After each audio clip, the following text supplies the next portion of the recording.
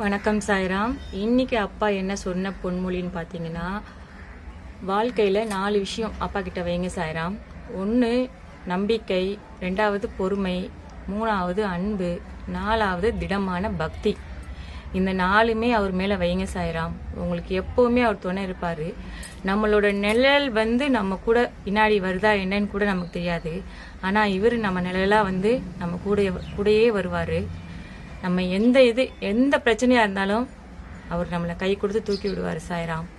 எவ்வளோ கஷ்டம் வந்தாலும் அவ்வளோ கஷ்டத்தையும் தடைக்கெல்லாம் இருக்கிறத படிக்கெல்லாம் மாற்றி கொடுப்பாரு. அவர் மேலே முழு நம்பிக்கை வைங்க சாய்ராம். எப்போவுமே முழு நம்பிக்கை வைங்க. நீங்கள் எங்கே போனாலும் உங்கள் கையை பிடிச்சிட்டு உங்கள் கூடவே வருவார் சாய்ராம். இதுதான் இன்னைக்கு அப்பா சொன்ன பொன்மொழி. இந்த 4 விஷயத்தையும் ஃபாலோ பண்ணுங்க சாய்ராம். அப்பா நம்ம கூடவே எப்போவுமே இருப்பார். நன்றி சாய்ராம். ஜெய் சாய்ராம்.